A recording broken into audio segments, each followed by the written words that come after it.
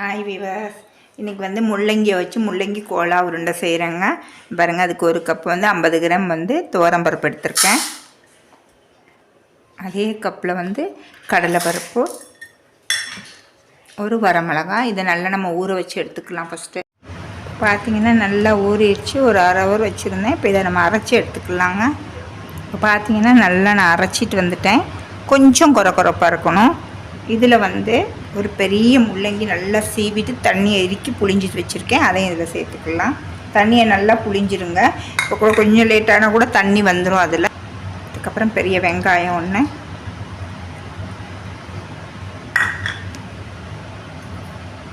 கொஞ்சமாக மஞ்சத்தூள், கொஞ்சம் கொத்தமல்லி, கொஞ்சம் தான் போட்டிருக்கேன். அதுக்கப்புறம் சோம்புத்தூள் ஒரு ஸ்பூன். இது வந்து சிக்கன் கறி மசாலா. இது இல்லைன்னு சொன்னால் நீ தனி மிளகாத்தூளும் கரம் மசாலாவும் கொஞ்சம் சேர்த்துக்கோங்க. ஒரு ஸ்பூன் ஜீரகம், தேவைக்கு ஏற்ற மாதிரி உப்பு போட்டுக்கலாங்க.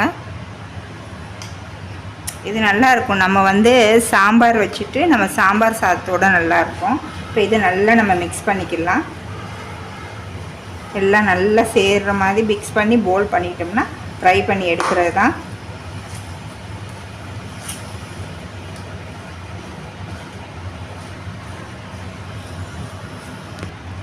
இப்போ பாருங்கள், நல்லா நான் மிக்ஸ் பண்ணிட்டேன்.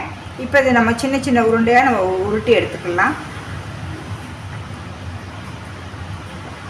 இந்த மாதிரி இந்த சைஸ் நம்ம உருட்டி எடுத்துக்கலாம் எல்லாத்தையும். ரொம்ப ஈஸி தான். நம்ம வந்து வீட்டில் உள்ள கடலைப்பருப்பு, கொஞ்சம் துவரப்பருப்பு கொஞ்சம் சேர்த்து, கொஞ்சம் வெங்காயம், ஒரு பெரிய வெங்காயம் சேர்த்துருக்கேன். உங்களுக்கு கறி மசாலா இல்லை, டக்குன்னு செய்யணும் அப்படின்னு நினச்சிங்கன்னா நீங்கள் வந்து கொஞ்சம் கரம் மசாலாவும் தனி சில்லி பவுடரும் சோம்பு பவுடரும் போட்டிங்கனாலே டேஸ்ட் வந்துடும். பார்த்திங்கன்னா எண்ணெய் நல்லா சுட்டு வச்சுங்க. இப்போ இந்த உருட்டி வச்சுருக்க போல் பண்ணியிருக்கதை எண்ணெயில் போட்டுடலாம்.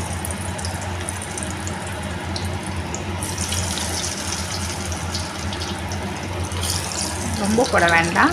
நான் எண்ணெய் கம்மியாக விட்டுருக்கனால ஒரு 6 போட்டுருவேன். உடையாது, இருந்தாலும் நம்ம கொஞ்சம் சேஃப்டியாக போட்டுக்கலாம் இல்லைங்க. போதும். இது நல்லா ஃப்ரை ஆகட்டும். திருப்ப வேண்டாம். இப்போதைக்கு லைட்டாக திருப்பி விட்டுடலாம். ஓரளவு வெந்துடுச்சு. திருப்பி போட்டுடலாம். பாருங்கள், உடையவே இல்லை. இப்போ இது நம்ம எடுத்துக்கலாங்க.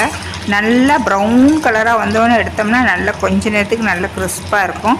இப்போ நம்ம இதை எடுத்துக்கலாம். நீங்கள் இந்த மாதிரி செஞ்சு பாருங்கள், ரொம்ப டேஸ்ட்டாக இருக்கும். நான் அடிக்கடி செய்வேன் இது. சரி, அதனால தான் நான் வீடியோ போட்டு விடலாம் அப்படின்னு போடுறேன். என்னோடய வீடியோ பிடிச்சிருந்துச்சின்னா லைக் பண்ணுங்கள். பாருங்கள், மற்றதையும் சேர்த்துக்கலாம். எல்லாத்தையும் ஃப்ரை பண்ணிக்கலாம்.